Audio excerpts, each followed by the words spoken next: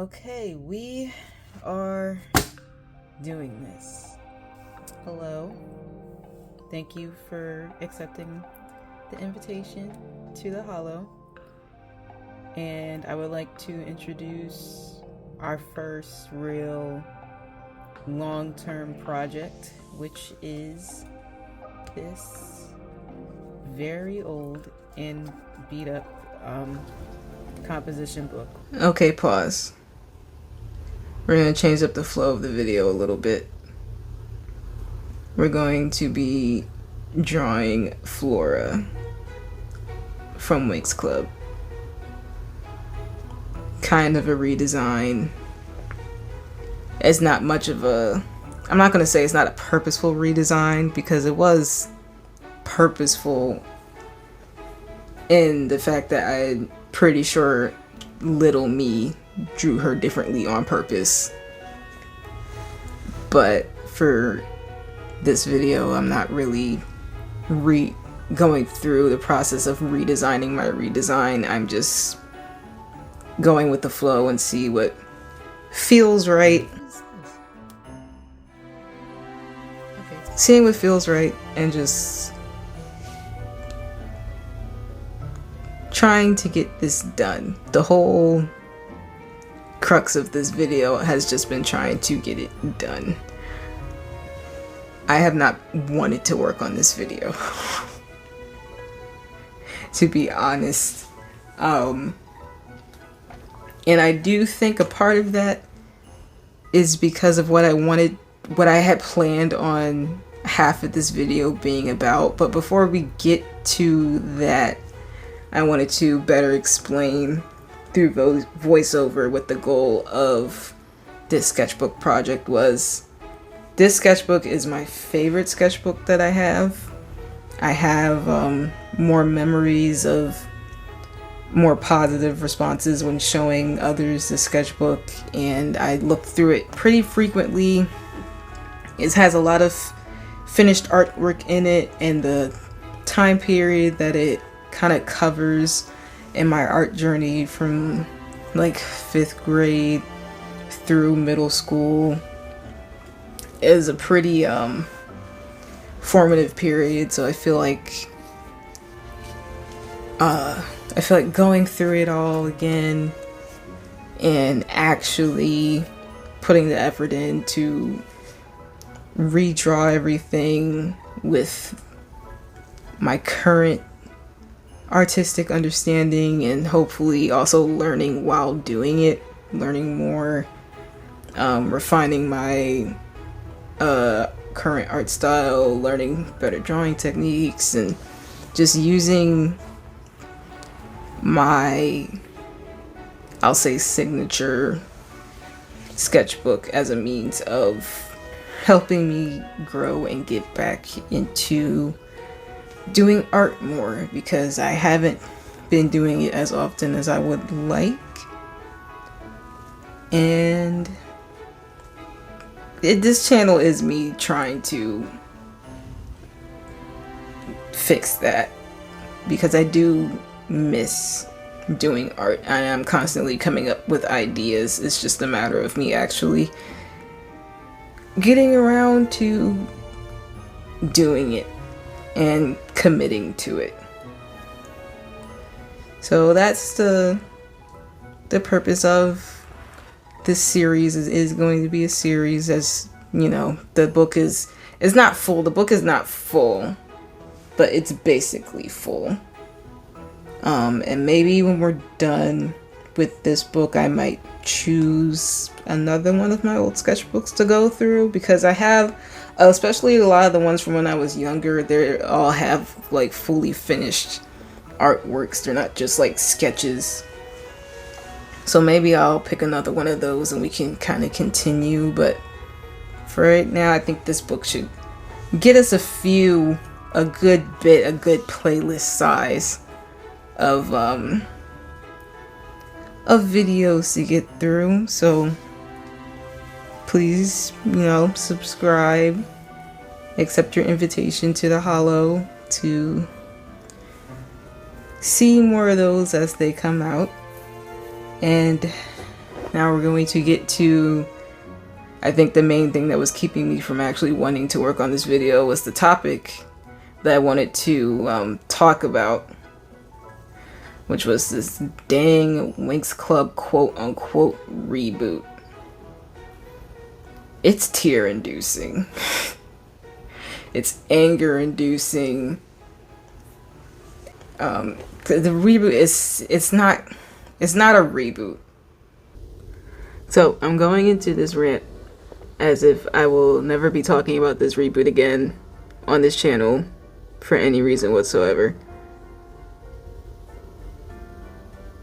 And with that being said, I'm going to do my best to summarize the notes I took for each episode. I watched up to episode 8. I took notes for up to episode 7.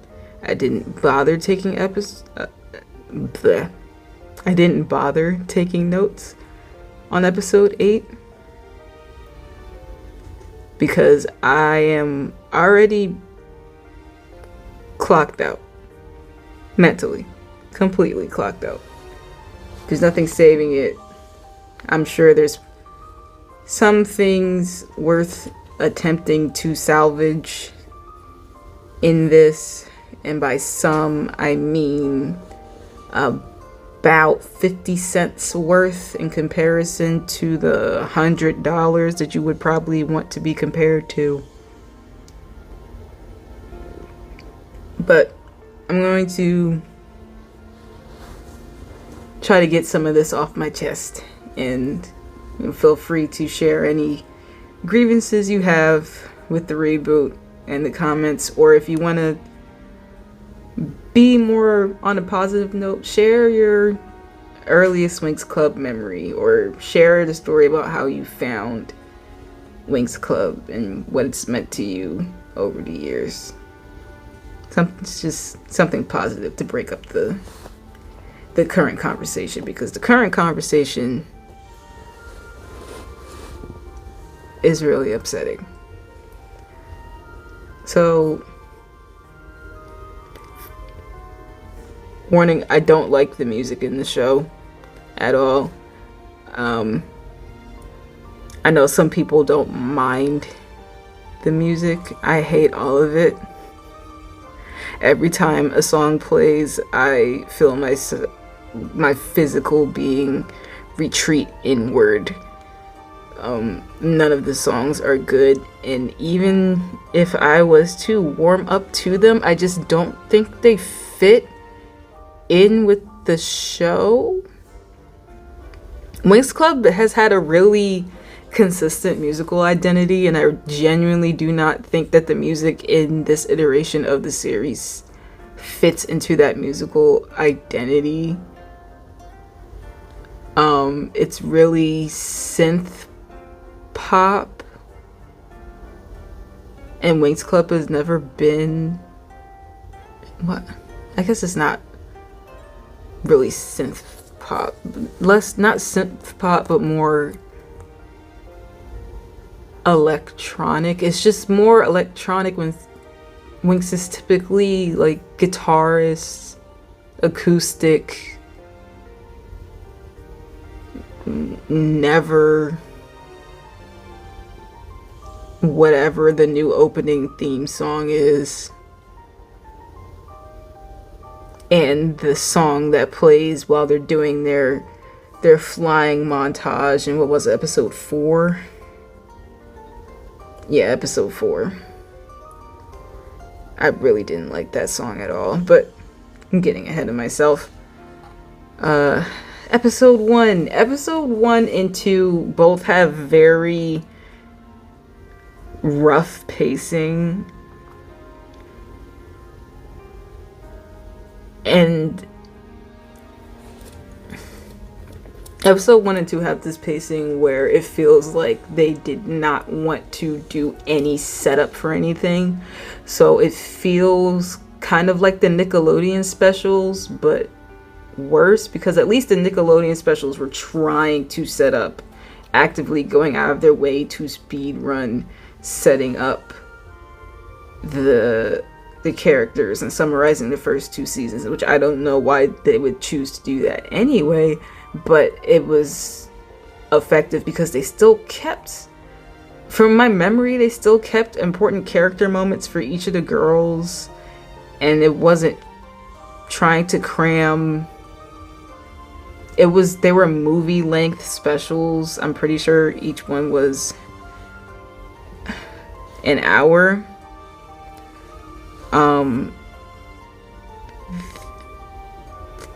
This is 2 episodes of them trying to point to the old fans and go, look, see, we're doing this plot line from this episode from this season, and that plot line from this episode this season, and without any of the build up, so there feels like there's no payoff. And we're also doing it very, very genuinely poorly. The character models are rough, especially the men and the boys. It's kind of like Bratz, like how anybody who watched the Bratz movies, if there was any older characters and the boys, they looked pretty rough. And this is giving the same as the Bratz movies, except the difference between the Bratz movies and this show is that at least the Bratz had a consistent, like, they all felt like they were from the same designer, the same room. Like, there were people sitting in a room together and they agreed that this is what the creepy character models were gonna look like. It doesn't feel that way with this show. It feels like it was an accident. Like, Timmy looks like a Neanderthal on accident. Riven looks like knockoff Vegeta because someone really liked Vegeta and thought that Riven kind of looked like Vegeta with the hair. Brandon looks like a horse, and Sky looks like a caricature of himself. Mike just looks tired. Damien looks like he's not supposed to be here. Like, the males look really, really inconsistent, especially standing next to the girls. It just feels like they weren't cared for at all. And that's just the character models. It's not even talking about how they're implemented into the actual episodes and story and plot. Minus Damien, but we'll get there. The voice acting is not bad. Like, I'm not cringing because the voice acting is poor. I'm cringing because the writing is poor. I think the voice actors do a good job with what they're given. They're not really given much to work with. It could be worse. And I think everyone, for how they were trying to characterize the characters in this version of the show, I think everyone was casted well, except for, like, Darcy. And the issue is Darcy fits with the characterization that they gave her, but they did not do anything with her design to make her come off that way. I'm not saying that you have to dress like how you act, but it is really jarring, especially since, like, in the first episode, it's not noticeable how much they changed Darcy's character. So, which episode was it? I did not notice that they had done this to Darcy until episode 4. So to me, it just came out of nowhere. I suffered through the first 2 episodes. The third episode was just kind of okay, and then episode 4, like, it starts off with the trick, so I guess it was harder to not notice. But Darcy's like, hey guys, how's it going? That's not the line, but that's the vibe.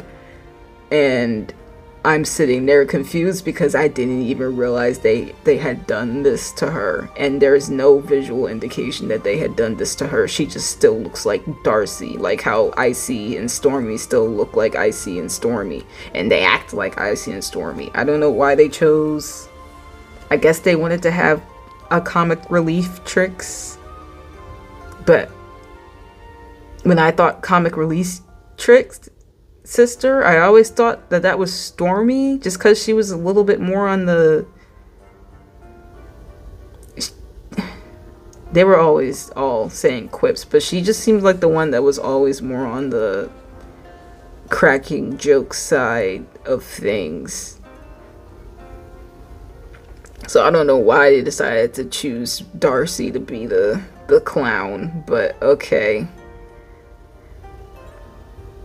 But other than that, I feel like everybody else was casted okay. There is this overall quality to all the episodes. Obviously, it's like super bad, like I was saying in the first 2 episodes, just because of how they're paced. But in the show in general, there's just this quality that you typically get with super low quality, low budget. Someone made it in their backyard with no prior experience to filming, no acting experience, no anything. But they're trying to take themselves super seriously. It has that sort of awkwardness to it because of how unprofessional, how unfinished feeling, how everything about the show is just in this half-baked, mediocre state that you can feel it in the overall like essence of it, and it makes it really difficult to sit through.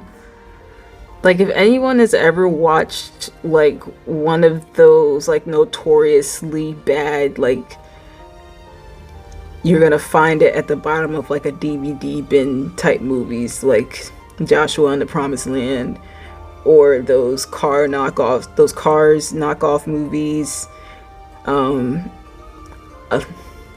This sounds super harsh, but I'm just trying to get my point across of like the actual physical feeling of watching this show feels awkward.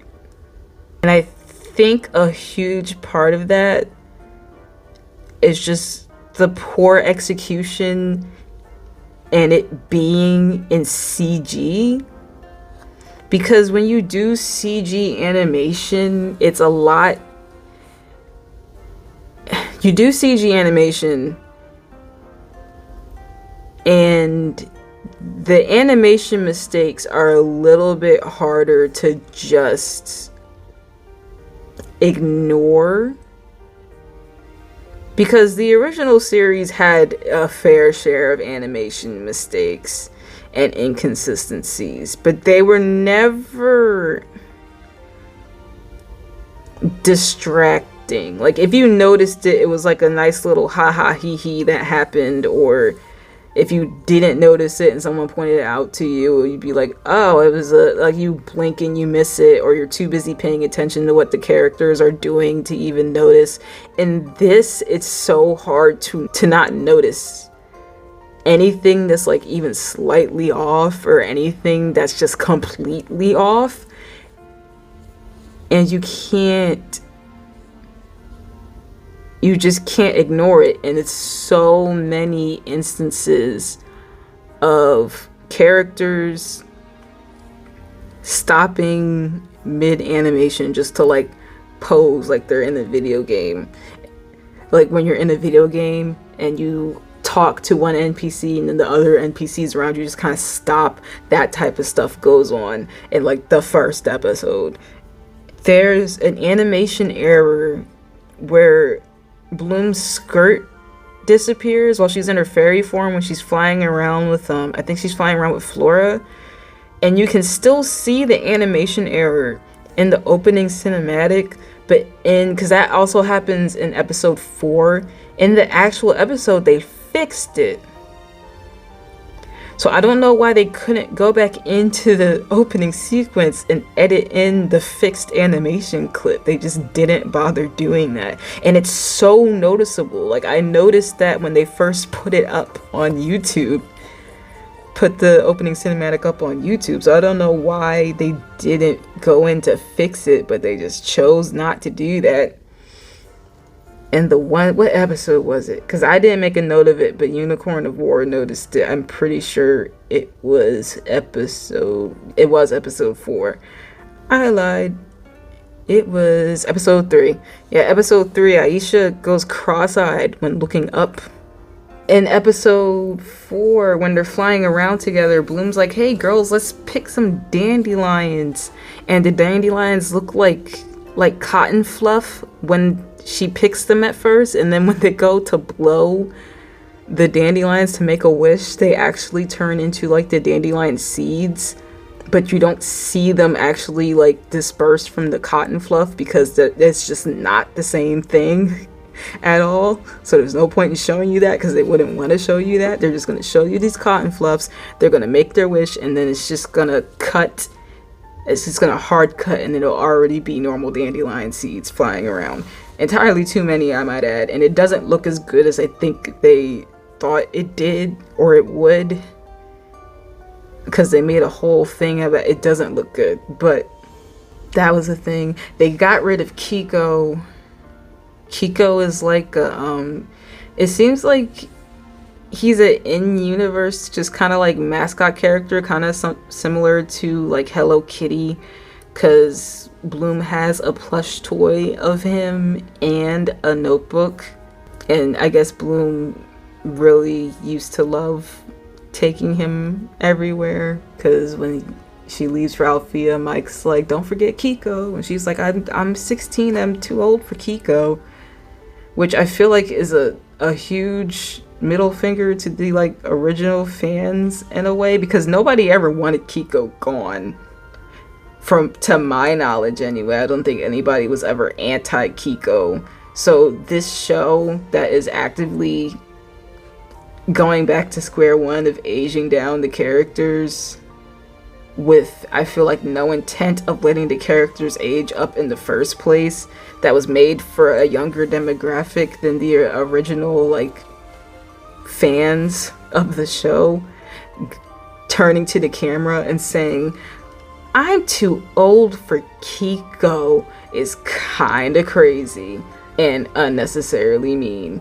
The overall concept of witches in this show, because witches in Winx have always had like a bad rep, but there was always this underlying like tone of, yeah, witches are kind of mean, but they're not evil. The tricks are evil though. The tricks, we don't like the tricks, at least in the first 3 seasons. I know that after the first 3, but I'll say even maybe like season 4-ish, witches, after that point, witches just started getting a universal bad rep just for being witches. And it's here too, but it's like turned up to the max. Like, Bloom is afraid that she might be a witch because she made some mistakes, and Farragonda is a master manipulator and gaslighter, and just bad writing, because there's nothing that Bloom does that warrants the type of reaction that she got from Farragonda for her to be accusing her of being a witch, because her accusing her of being a witch comes off as calling her a racial slur. Because it's like the entire tone of the episode is like, oh my god, I can't possibly be a witch. I can't be a witch. This can't be happening to me. This is the worst thing that could possibly happen. Like, there's this whole, like, are you a fairy or are you a witch type thing later on. And when they look at Damien, they're like, you have the power of darkness, but you also have potential for light. But since any bit of darkness means that you lead more towards, means that any bit of darkness just means that you're dark, which makes you a witch or a warlock or whatever. You can't be a fairy with any bit of darkness at all, which I feel like isn't true or fair, especially not true considering some of the stuff that happens in season 4. And it's just kind of like, so if anyone goes through if any fairy goes through any amount of trauma and they come out of that trauma a worse person than they were before, like not just hurt, but they actually like kind of become a bit of a bad person because of how it affected them, does that make them a witch now? And then later on in episode, freaking was it 7? This one made me angry. When they turned Bloom into Dark Bloom, why did she not become a witch then? She still transformed into a fairy. She had fairy wings. If that's the logic we're going by, will she not become a witch? Is that not the timing that we're on right now? I think I will eventually talk about this again, because I could clearly talk about this for at least an hour. So let me know if you would like to hear me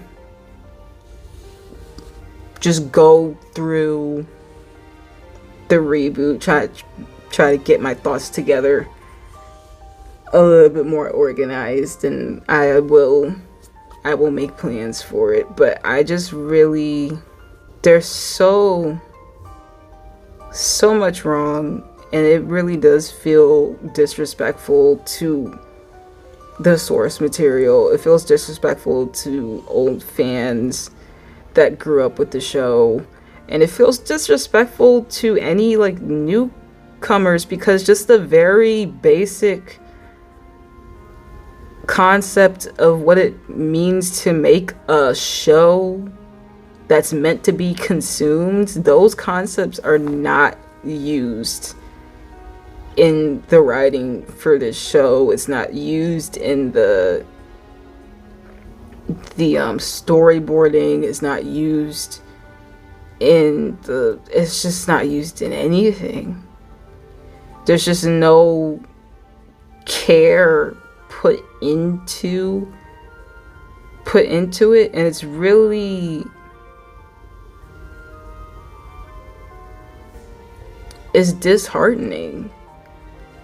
It's disheartening, and I genuinely feel as though this is probably, if this isn't the last leg for the franchise, I feel like if this doesn't kill the franchise and they are to try to do another kind of reboot, retelling, do another whatever, just try their hand at this again, if they don't learn from the mistakes of this, Winx Club as a brand is going to just be stagnant. I'm not going to say it's going to immediately die out, because they're clearly trying to monetize on the nostalgic value of it, but it's going to probably be relegated to just kind of like a collector type of brand, like something you see the logo of, you're going to get a shirt, you're going to get, you know, like some stationery or like the makeup collabs or whatever. But I highly doubt that just having a new actual Winx Club series or Winx Club show is ever going to happen after this. And it's really upsetting, because the show deserves a proper reboot. I've always felt that Winx Club has a strong enough cast of characters and a strong enough plot to constitute having a proper reboot, and they just refuse to build off of what they had already for the first 3 seasons. And I do not understand why they're so blind to what they had before and the potential of the show. Like, there's no reason why Fate the Winx saga should have turned out the way that it did. There's no reason why we should have even gotten World of Winx. I feel like there's no reason why. It just feels like once Nickelodeon touched the show and started completely gutting it and destroying it, because that's what they did, it's just completely lost its footing. And I feel like they could have very easily have just retconned all the like Nickelodeon seasons, maybe keep season, maybe redo season 5, but just retcon literally everything else and just start over from there. I just don't understand why they don't see the true potential that they have in the art that they created. They just see it as something that's, I don't even know at this point. But I'm gonna send it back to past me and finish up our flora drawing. Alright, doing something a little bit risky, but I'm going to try to one-shot the bubble letters for her name. I already know I want to put it on the side right here, so I'm going to still use this, the 2, and that's only because I'm going to use the 2 because I don't have any thicker lines. My immediate thought was to use the brush, but I don't think I'll use the brush. So.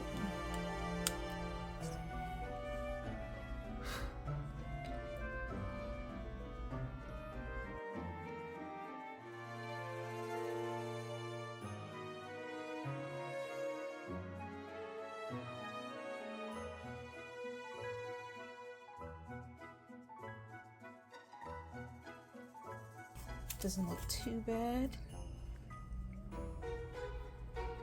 So to give some reasoning,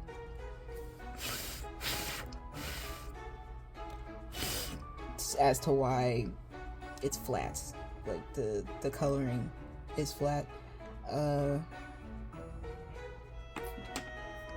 Time, full transparency, it's definitely time, but it's also, this is the first fully colored drawing that I have done in a hot minute.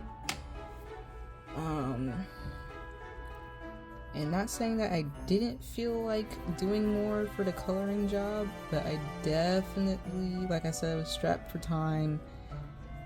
I have some other projects that I want to start working on. I just really wanted to make sure that this one came out first. And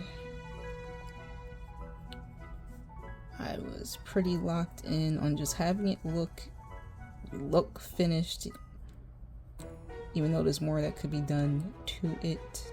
Maybe off camera I might give it some touch-ups, so in the next part of this series you guys can see it with a little bit more done to it. Doing this has made me realize that I need to work on my coloring technique. I need to do hand stretches for, I don't know if that caught on camera. Anybody who might have heard some clicking noises, that was my hand. I need to do hand stretches. Yeah, I need to work on my coloring techniques. I will be investing in some better colored pencils, which is not a necessity, but it's definitely something that I wanted, because these aren't exactly the pencils that I was looking for when I bought them. So I think to get the ones that I was looking for, I might have to drop a little bit more money that I don't have. So when we get them, it shall be known. You will all know when I get them. It's almost been. I almost did it. I went over the line. That's okay. So, for anyone who made it to the end of the video, thank you so much for watching and taking part in the start of this art journey with me. It's going to be a long one. I have a lot of plans. Let me know in the comment section if you would like to see a project list. I've been debating whether or not I will make a project list to share with everyone, and the big debate is more so how I'm going to go about displaying the list. Let me know how you felt about your visit by hitting the like button and leaving a comment. Subscribe if you would like to continue to receive invitations to the Hollow, and I will see you next time. Bye bye.